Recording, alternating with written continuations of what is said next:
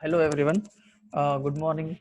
Welcome to this video lecture on wireless cellular and 4G module number 5 on radio resource management and mobility management.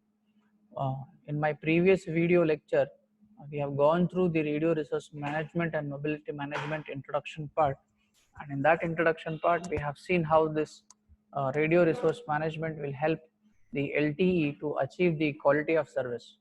So in today's lecture we will see how this LTE will help us to achieve the very good quality of service as well as the various issues can be solved in LTE. Okay, so in this lecture we will see how this LTE will help us to achieve the quality of service, how to make use of the protocol, and then how this LTE can be useful in wireless. But before going to this LTE part, let us see how this LTE will play an important role in achieving the various links. So here, if you look at here, the figure number 10.2, what we have seen in the previous lecture is we have a protocol stack. Okay, so what I have told in the previous lecture is just like your computer communication network. So here we will be having some kind of protocol. Many protocols are available. So based on the protocols, we will try to go for analyzing our LTE system. Okay. So what we have seen in IP data, our IP network is it's a 7-layer model, or if you take an OSI model, it's a 7-layer, or if you take a TCP IP protocol, it is a 5-layer. Okay, so we represent it by layer 1, layer 2, layer 3, layer 4, 5. Okay, respectively. Okay, so based on those layers, all layer will be functioning based on their operation. But the very basic 3 layers, like your physical layer, data link layer, okay, like your network layer, transport layer, here also this LTE architecture, what we have seen in yesterday's class, the same LTE architecture has some protocol stack. Okay, we call it as a protocol stack. Now that protocol stack is now again divided. You can call it as divided, or simply you can call it as a splitted into the various sub layers. Okay, so the various sub layers in the LTE system or the protocol stack of LTE of layer 2, we will only specifically talk about only layer 2. Okay, they are subdivided into a medium access control, we basically called as a MAC, then radio link control, it is called as RLC, very important, and then PDCP. Okay, the word PDCP here, it refers to packet data convergence protocol. Okay, so these basic terminologies which we need to remember here is your first is PDCP protocol, it's a very important protocol. Okay, and then we have the another important part is MAC, that is medium access control, and RLC. So based on 3 different sub layers, your whole your whole LTE network of layer 2 will work out. Okay, so let us see how this structure is designed here. If you look at this structure here, this structure consists of various entities. Okay, so if you look at this entity here on the left side and the right side, they are denoted by UE, it is called as a user entity. Okay, then we have E node, enhanced node B, then servicing gateway and PDN gateway. Okay, and this LTE or UE has the 4 to 5 layers or 6 layers. Like application, we have IP, we have PDCP, that is called as packet data convergence protocol. Okay, then we have RLC, then we have MAC, and then we have layer 1. Okay, now if you look at this layer 1, all the layer 1s are connected peer to peer. Peer to peer in the sense they are connected to their subordinates, they are connected to each other just beside the layers stack. Okay, so then what we have in E node is we have again, it is categorized into 2 different sub layers like L1, we have a MAC on the left side. Okay, and then we have RLC, we have PDCP, but here we have other like GTP, UDP protocol, or layer 2, and this is layer 1. Similarly, for in serving gateway, we have layer 1, layer 2, okay, these both the layers are same. Similarly, we have on the other end, we have layer 1, layer 2, UDP, user datagram protocol, and GTP and IP. Okay, so in this way it is divided into different sub layers. Okay, but basically this LTE layer 2 is divided into two planes. Okay, so one is called as a user plane and the other is nothing but your control plane. So based on the user plane and control plane, the whole LTE architecture will work. Okay, so if you look at this figure number 10.2, it is for user plane. Okay, it is for the user plane. And if you look at this figure number 10.3, it is for the control plane. Okay, now similarly what we have in the user plane, the same thing is been shown here in control plane. Okay, so in control plane, protocol stack in the sense, stack is nothing but a group of layers, a kind of a memory type. Okay, stack layer by layer, and those layer by layer will be performing some different operations. Okay, so similarly we have a protocol stack for control plane. Okay, so based on this protocol, that is layer, that is figure, these two figures, that is 10.3 and 10.2, the whole LTE network will work out. Okay, so therefore basically these three layers are more important, and in layer 2 structure, okay, it is for downlink and uplinks. Okay, so basically this layer 2 and protocol stack what we have, it completely again based on these radio barriers what we have seen in the yesterday's class. Okay, so here they have shown how they are connected, whether they are connected to physical layers or whether they are connected to some logical channels. Okay, but always remember the radio barriers, they are mapped to logical layers or logical channels through PDCP and RLC sublayer. Okay, and we have one more, it is called a SAP, that is called a service access point between the physical layers. Okay, these two layers are very important. One is physical layer, another is nothing but your logical layer. Okay, logical channel also is correct and logical layer both are correct. Okay, and what they will do is they will provide you services. Okay, so what type of services this SAP will provide? It provide for the physical layer to some services which is related to the MAC layers. Similarly, the SAP, which is between the MAC sublayers and RLC sublayers, they provide some logical channels. Okay, and they are used for MAC layers to provide services to RLC. Now we will see one by one what are the various services provided by the MAC sublayer, what are the various services provided by the RLC sublayer, what are the functions of MAC, what are the functions of RLC in detail. Okay, and how they can be done all together. They work on the concept of multiplexing. Okay, we know what do you mean by multiplexing, like combining all the signals, combining all the channels and transmitting over the same channel or only one channel so that our communication becomes more effective. Okay, so this is this figure 10.4. Here you can see in this figure we have three layers. That is what the three most important layers are: your MAC layer, your RLC, and your PDC. Okay, and these are nothing but your radio barriers. So each layer of these layer 2 consists of three different layers. You can see it is a structure for downlink. Okay, we are not speaking on uplink, we only focus on the downlink. So what PDCP consists of? It consists of the various blocks. Okay, and you can see here we have security, we have ROHC. Okay, and then similarly for RLC we have some segments of ARQ, segments of ARQ, segments of ARQ, and so on. Okay, and they all are connected through some logical channels. Similarly, apart from this, we have a MAC layer.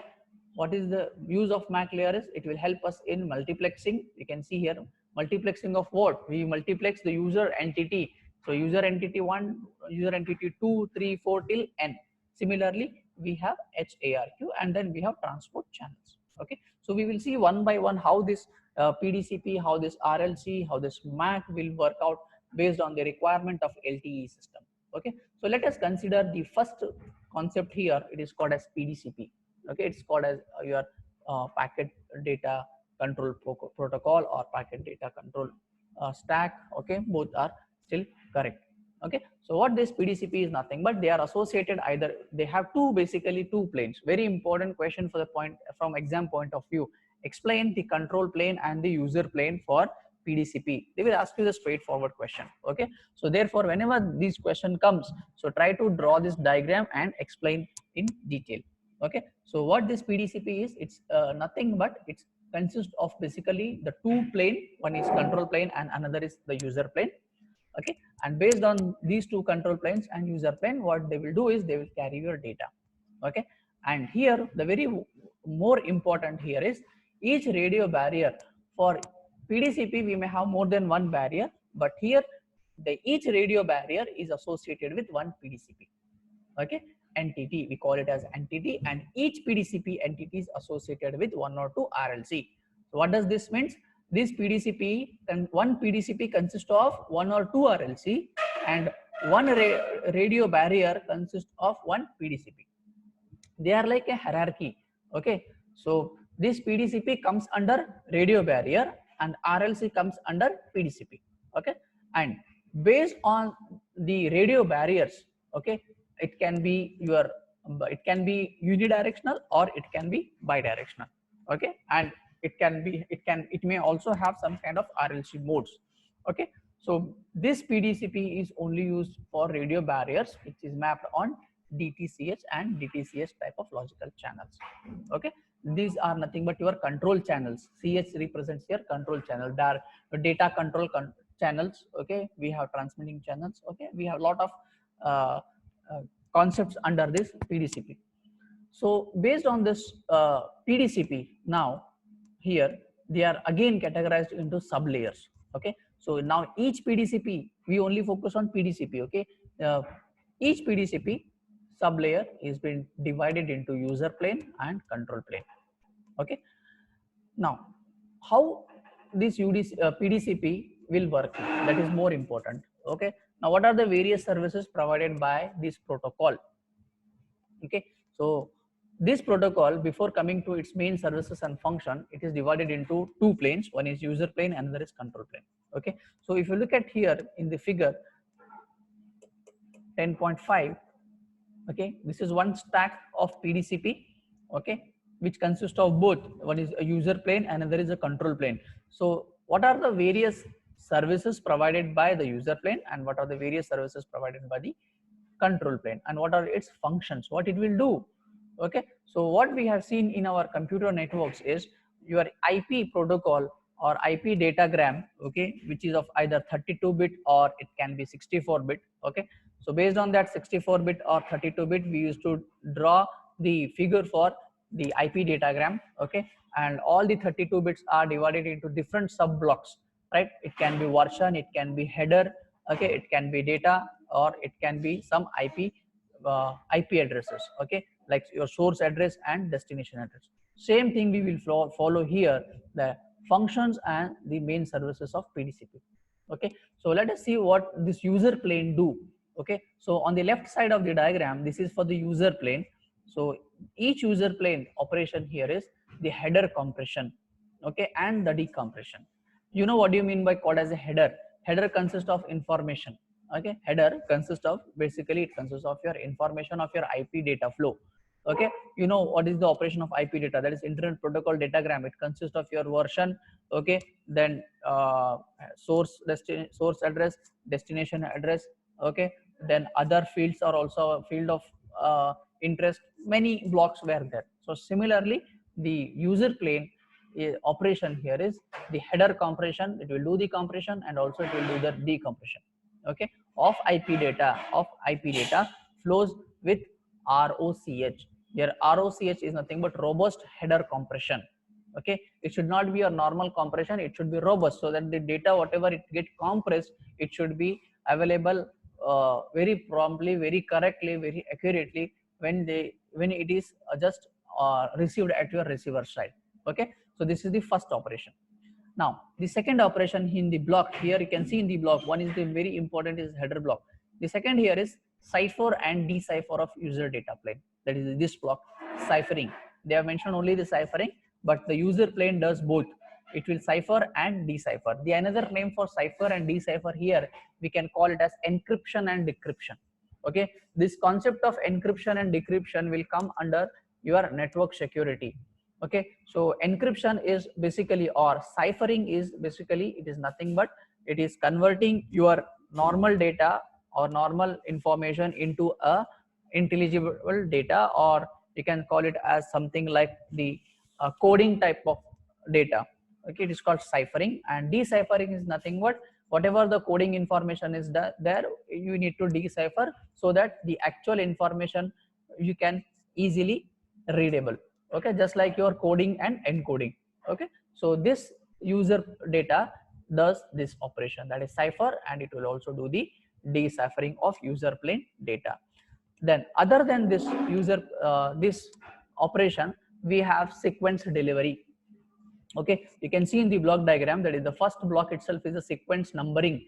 Okay, sequence numbering is nothing but, for example, if I have a length of some 32 bits of data, and if I divide it by 8, okay, so I may have some 3 blocks, I may have some 2 blocks. Okay, so I need to give some sequence number. For example, for one block, sequence 1, second block 2, third block 3. Okay, so this user plane will do this operation, that is nothing but in sequence delivery. Okay, and reordering of upper layer. Okay, reordering in the sense, for example, if the number whatever you have assigned, if they are in the sequence, so it will does the reordering. So either it may shuffle the numbers, or it may transmit the same number as it is. Okay, where it will transmit to the upper layers. You know what do you mean by the upper layer? If you take your IP datagram, we have 7 layers. Okay, so in that all these seven layers, we have a upper layer called as a application layer. Okay, but the first layer, it is nothing but your physical layer. The flow of data will always from your application layer to the physical layer. Okay, so similarly here, once I get the data, I will try to divide in terms of blocks and try to go for the sequence numbering and in sequence delivering, and I can do it reordering, and then I can transmit it to the upper layers of PDU. Okay, just like handovering. Okay, then after this, we also have another type of the operation or the service provided by the user plane is called as buffering. Okay, and buffering, you know what do you mean by buffer? If you have a block, okay, if I transmit all the data towards the block or toward the transmitter, I need to buffer them.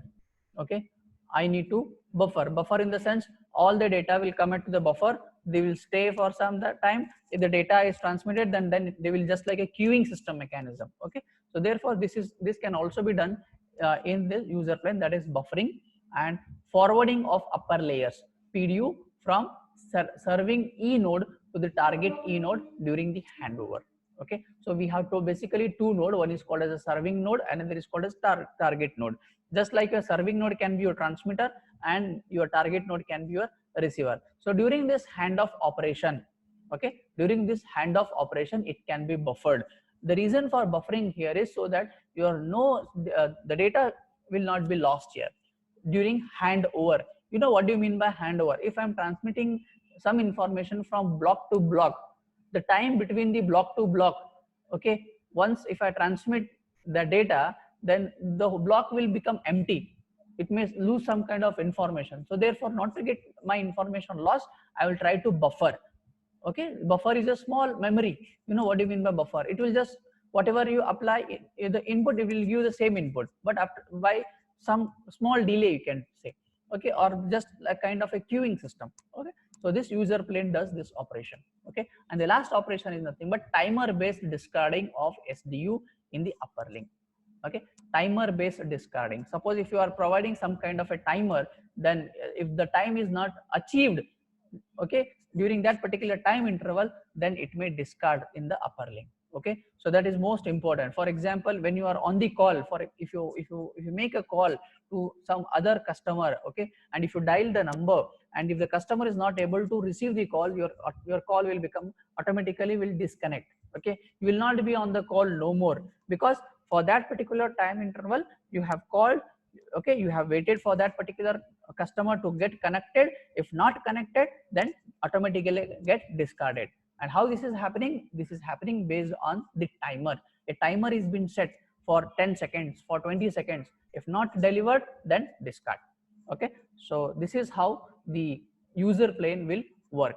Now coming to the control plane here, This control plane consists of some three more important functions. One is ciphering and deciphering of the control data. You can see here we have ciphering block same, we have sequence number again same, but here your integrity protection is added. Okay, so therefore the first important part here is it will does the same ciphering and deciphering of your control data, then integrity protection and integrity verification of control data plane. It is more important because whatever the data you are receiving or whatever the data you get to that particular block, you need to verify before applying some control input information, or whenever you try to integrate, okay, then you need to have some kind of protection. If it is not happening, then you may lose some information. Okay, then the last point here is it is transfer of control plane data. Finally, whatever the information you are gathered or the information which is integrated, you just transmit or just transport or transfer to the control data plane. Okay, but now this PDCP PDU, again it is divided into two categories. Okay, so the first category here is PDCP data and PDCP control. Okay, so what is happening in the PDCP data is it is used in both the control and user plane. Okay, this PDU, we are only speaking of PDU now. So PDU comes under PDCP. Okay, and now this PDU also consists of user plane and control plane. Okay, so therefore this data PDU is used both in control and user plane to transport to the higher layer packets. Okay, and it is used to convey either user plane data containing compressed or uncompressed IP packets, or control plane data containing one RRC. Okay, I have told in the earlier that your RRC will fall under the category of PDCP. Okay, and your PDCP will fall under the category of radio barriers. So therefore this PDCP data, it is used in both data user and control plane, and then it will transmit or it will contain both either compressed or uncompressed IP packets. Okay, or it may also contain some kind of RRC messages. And apart from that RRC messages, we may also have some kind of authentication code represented by a MAC1 field. Okay, you know what do you mean by called authentication and why it is required? Just your data not to be get hacked, or just your data not to be get spread or lost, we try to put some kind of authentication code with integrity. Okay, so that it can be protected in a very well manner. Then the second type of category here is PDCP control. Okay, now this control block, it is only used in the user plane, it is not used in the control plane. Okay, and why it is used in the user plane? It is used to convey the PDCP status report. Okay, for example, whatever the operation you are done in the control part of the control stack of the PDCP, okay, then it has to report the status, right? Whether the data has been compressed, the data is not compressed, whether it is ciphered properly, whether it is not ciphered properly. Based on the status, we will try to give the report to the upper layers, or simply you can call it as the higher layers. Okay, and feedback information for header compression. Thus, unlike your PDCP data, the control PDCP does not carry any higher data, but it is used for peer-to-peer signaling between PDCP entities. That is what we have seen in the first block diagram. We have a peer-to-peer network. Okay, so between the peer-to-peer, we will establish some kind of signaling information. So based on that signaling information, we'll try to go for controlling the information related to PDU. Okay, and other than that, if you look at the construction of PDCP data format, we have some kind of format for those particular PDCP data formats, and it is again very important. Okay, so for try to remember, in PDCP we have two sections, one is user plane, another is the control plane, and other than that in PDU we have two types, one is data, another is control. And for those particular PDCP data, we have formats. So two formats are for user plane PDCP data PDU. See the name, control plane PDCP data PDU. So PDU will fall under PDCP. Okay, in PDCP we have control plane, and in PDCP we have user plane. Okay, so in data PDU both will work, that is user and control, but in control PDU we have only one that is operated, that is nothing but your only user plane.